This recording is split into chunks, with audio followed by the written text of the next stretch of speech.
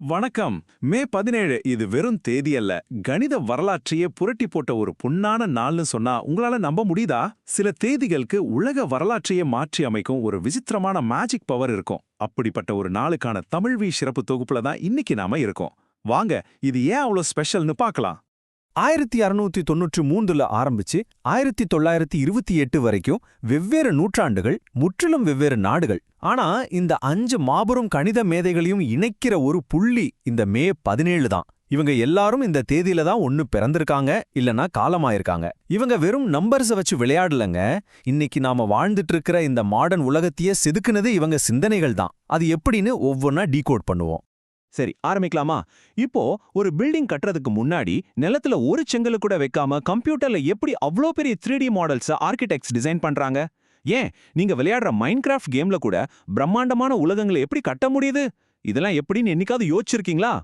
Johann பெந்தர் இவர் 1693ஆம் வருஷம் இதே மே 17ஆம் தேதி தான் பிறந்தாரு. கம்ப்யூட்டர்னா என்னன்னே தெரியாத 18ஆம் நூற்றாண்டுல ஒரு பெரிய கட்டிடம் இடிஞ்சு விழாம எப்படி நிக்கும்னு கணிக்க வேண்டிய பொறுப்பு இவருக்கு இருந்துச்சு. பெந்தர் என்ன பண்ணாரு தெரியுமா? தன்னோட பிராக்டிக்கல் ஜியாமெட்ரிய, அதாவது நடைமுறை வடிவியலை பயன்படுத்தி பில்டிங்கோட நீளம், கோணங்கள், அப்புறம் அதோட சின்ன மாடல்களை பேப்பர்ல ரொம்ப ரொம்ப துல்லியமா உருவாக்குனாரு. அவர் அன்னைக்கு காகிதத்துல போட்ட அந்த ஸ்கெட்ச் தான் இன்னைக்கு நாம யூஸ் பண்ற அட்வான்ஸ்ட் ஆர்கிடெக்சர் சாஃப்ட்வேர்ஸ்க்கே ஒரு பேஸ்மெண்ட்னு சொல்லலாம். அவர் மட்டும் அந்த புள்ளிய வைக்கலன்னா இன்னைக்கு நாம பார்க்குற பிரம்மாண்டமான வானளாவிய கட்டிடங்கள் எல்லாம் கம்ப்யூட்டர் ஸ்கிரீன்ல வந்திருக்கவே முடியாது. உலகத்தை துல்லியமா அளக்கிறது தான் எதிர்காலத்தை உருவாக்குறதுக்கான முதல் படி. இந்த வார்த்தைகள் 100க்கு 100 உண்மைங்க. அவரோட அந்த துல்லியமான அளவீடுகள் தான் இன்னைக்கு நாம பார்க்குற கட்டுமான தொழில்நுட்பத்தோட ஆணிவேர். ஓகே, நெக்ஸ்ட் ஒரு இன்ட்ரெஸ்டிங்கான கேள்வி. நம்ம ஊர்ல நூற்றுக்கணக்கான குறுக்கு சந்துகள் இருந்தாலும் நம்ம போன்ல இருக்கிற ஜிபிஎஸ் எப்பவுமே நமக்கு எப்படி கரெக்டான, ரொம்ப ஷார்ட்டான ரூட்டை காட்டுது? விண்வெளியில எங்கேயோ சுத்திட்டு இருக்கிற சேட்டலைட்ஸ் பூமியில பைக்ல போயிட்டு இருக்கிற நம்மள எப்படி அவ்ளோ அக்யூரேட்டா ட்ராக் பண்ணுது? ஆச்சரியமா இருக்குல்ல? அலெக்சிஸ் கிளைராட் இவர் காலமான நாள் 1765 மே 17. நம்ம பூமி ஒரு பெர்ஃபெக்டான உருண்டை கிடையாதுங்க. அது துருவங்கள்ல கொஞ்சம் தட்டையாவும், சென்டர்ல அதாவது பூமத்திய ரேகையில கொஞ்சம் உப்பலாகவும் இருக்கும். இத ஆப்லேட் ஸ்பீராய்டுன்னு சொல்லுவாங்க. இத முதல்ல கணித ரீதியா நிரூபிச்சது நம்ம அலெக்சிஸ் தான். இதனால நமக்கு என்ன யூஸ்னு கேக்குறீங்களா? பூமி தட்டையா இருக்கிறதால ஒவ்வொரு இடத்துலயும் அதோட ஈர்ப்பு விசை கொஞ்சமா மாறும். ஈர்ப்பு விசை மாறினா சேட்டலைட்டோட ஆர்பிட், அதாவது சுற்றுப்பாதையும் மாறும்.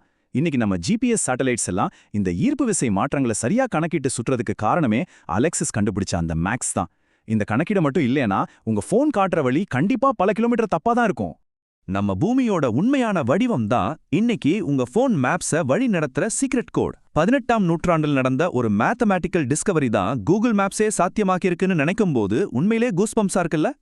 சரி, கொஞ்சம் ரியல் உலகத்தை விட்டு கேமிங் பக்கம் வருவோம். நீங்க ரொம்ப விரும்பி விளையாடுற வீடியோ கேம்ஸ்ல ஒரு கார் வந்து மோதுறதோ இல்ல ஒரு பெரிய மலையில இருந்து கேரக்டர் குதிக்கிறதோ பார்க்கறதுக்கு எப்படி அவ்வளவு ரியலிஸ்டிக்கா இருக்கு? இந்த கேம்ஸ்ல இருக்கிற பிசிக்ஸ் என்ஜின்ஸ் இதெல்லாம் எப்படி ஒவ்வொரு மைக்ரோ செகண்டோ பர்ஃபெக்டா கால்குலேட் பண்ணுது? ஜுர்ஹோனெக் இவர் பிறந்ததும் ஒரு மே 17 தான், வருஷம் 1881. இவர் டிஃபரன்ஷியல் ஈக்குவேஷன்ஸ்னு சொல்லப்படுற வகைக்கெழு சமன்பாடுகள்ல ஒரு பெரிய மாஸ்டர். இப்போ ஒரு பொருள் மூவ் ஆயிட்டு இருக்குன்னா அதோட வேகம், காத்துல ஏற்படுற எதிர்ப்பு, கிராவிட்டின்னு எல்லாமே நொடிக்கு நொடி மாறிக்கிட்டே இருக்கும். இந்த தொடர்ச்சியான மாற்றங்களை கணிக்கிறதுக்கு அவர் உருவாக்கின அதே அட்வான்ஸ்ட் மேக்ஸை யூஸ் பண்ணி தான் இன்னைக்கு கேம் டெவலப்பர்ஸ் ரியல் வேர்ல்டு பிசிக்ஸை உங்க கேம்குள்ள கொண்டு வராங்க. ஒவ்வொரு தடவை ஒரு கேரக்டர் கீழே விழும்போதும் அது சும்மா முன்னாடியே ரெக்கார்ட் பண்ணப்பட்ட அனிமேஷன் கிடையாதுங்க. பேக்ரவுண்ட்ல இந்த சமன்பாடுகள் தான் அந்த மொமெண்ட்டையே லைவா கால்குலேட் பண்ணிட்டு இருக்கு. நீங்க விளையாடுற ஒவ்வொரு கேமுக்கு பின்னாலையும் ஒளிஞ்சிருக்கிற அந்த பிசிக்ஸ் என்ஜின் வேற எதுவும் இல்ல, கணிதம் தான். நீங்க ஸ்கிரீன்ல பண்ற ஒவ்வொரு ஆக்ஷனுக்கும் பின்னாடி இந்த ஈக்குவேஷன்ஸ் தான் சோர்வே இல்லாம வேலை செஞ்சுட்டு இருக்கு. அடுத்த மைண்ட் ப்ளோயிங் கேள்வி.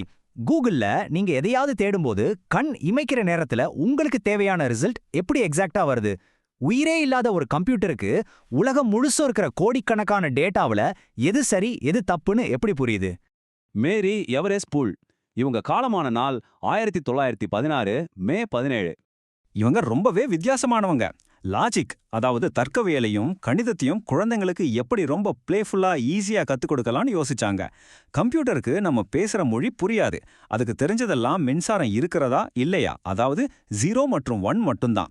இதுல ஆமா அல்லது இல்லைன்னு முடிவெடுக்கிற அந்த பூலியன் லாஜிக்க இவங்க ரொம்ப சிம்பிளா கத்துக் கொடுத்தாங்க. அந்த லாஜிக் தான் இன்னைக்கு மாடர்ன் கம்ப்யூட்டர் கோடிங் மற்றும் சர்ச் என்ஜின்களுக்கே ஒரு மாபெரும் அஸ்திவாரமா அமைஞ்சது. இவங்களோட அந்த விளையாட்டான கற்பித்தல் முறை தான் இன்னைக்கு நம்ம யூஸ் பண்ற அல்காரிதம்ஸா மாறி இருக்கு. தர்க்கம், அதாவது லாஜிக் தான் இந்த உச்சிவரத்துறைக்கு எல்லா கம்ப்யூட்டருக்கும் புரியுற ஒரு சீக்ரெட் லாங்குவேஜ். இவங்களோட அந்த பிரில்லியண்டான அப்ரோச் தான் இன்னைக்கு நம்ம போனுக்குள்ள துடிச்சிட்டு இருக்கிற லாஜிக் கேட்ஸோட அடிப்படை. ஃபைனலா நம்ம அன்றாட வாழ்க்கையில நடக்கிற ஒரு மாபெரும் மேஜிக். நீங்க இங்கிருந்து அனுப்புற ஒரு சாதாரண வாட்ஸ்அப் மெசேஜ் உலகத்தில் இருக்கிற பல மில்லியன் சர்வர்ஸ், இன்டர்நெட் கனெக்ஷன்ஸ்னு எல்லாத்தையும் தாண்டி எக்ஸாக்டா உங்க ஃப்ரெண்டுக்கு எப்படி உடனே போய் சேருது? அவ்வளோ பெரிய இன்டர்நெட் டிராஃபிக்ல எந்த மெசேஜும் எங்கேயும் சிக்கிக்காம எப்படி டிராவல் ஆகுது? Eric Milner. இவர் பிறந்த நாள் 1928 மே 17. இவரோட ஸ்பெஷாலிட்டி என்னன்னா காம்பினேட்டோரிக்ஸ்னு சொல்ற சேர்வியல் கோட்பாடு. ஒரு மெசேஜ் நீங்க அனுப்புறீங்கன்னா அது ஸ்ட்ரெயிட் லைன்ல போகாது, பல நெட்வொர்க்ஸ் வழியா ஜம்ப் ஆகி தான் போகும். இப்போ இருக்கிற பல லட்சம் வழிகள்ல எந்த வழியை சூஸ் பண்ணா ரொம்ப ஸ்பீடாகவும் டிராஃபிக் இல்லாமலும் அந்த மெசேஜ் போய் சேரும். இது ஒரு மிகப்பெரிய நெட்வொர்க் பிரச்சனை. இதை சால்வ் பண்றது தான் இவரோட அந்த மேத்தமேட்டிக்கல் தியரி. இந்த பியூர் மேக்ஸை வச்சு தான் இன்னைக்கு குளோபல் இன்டர்நெட் டிராஃபிக் ரொம்ப சுலபமா மேனேஜ் செய்யப்படுது, தகவல்களும் பிழை இல்லாம அனுப்பப்படுது. இந்த உலகத்தையே ஒன்னா இணைச்சு வச்சிருக்கிற ஒரு கண்ணுக்கு தெரியாத வலை தான் இந்த காம்பினேட்டோரிக்ஸ். நம்ப முடியலல்ல?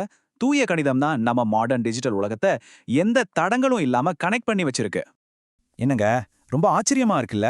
வெவ்வேறு காலகட்டங்கள்ல இந்த மே 17ஆம் தேதியோட தொடர்புடைய இந்த 5 ஜீனியஸும் நம்ம டெய்லி லைஃப்ல எவ்வளோ பெரிய இம்பாக்டை உருவாக்கியிருக்காங்கன்னு இப்ப புரியுதா? வெறும் எண்கள் இந்த உலகத்தையே எப்படி ஆட்டி வைக்குதுங்கிறதுக்கு இவங்க தான் பெஸ்ட் எக்ஸாம்பிள். இந்த தொகுப்பு உங்களுக்கு பிடிச்சிருந்தா கண்டிப்பா லைக் பண்ணுங்க, உங்க ஃப்ரெண்ட்ஸோட ஷேர் பண்ணுங்க. அப்படியே மேக்ஸ் மேட் ஈஸி சுரேஷ் அலைவரிசைக்கு சப்ஸ்கிரைப் பண்ணிடுங்க. இதே மாதிரி சிந்தனையை தோன்ற இன்னொரு சூப்பரான கண்டென்ட்டோட உங்களை சந்திக்கிறேன். அது வரைக்கும் தொடர்ந்து கத்துக்கிட்டே இருங்க.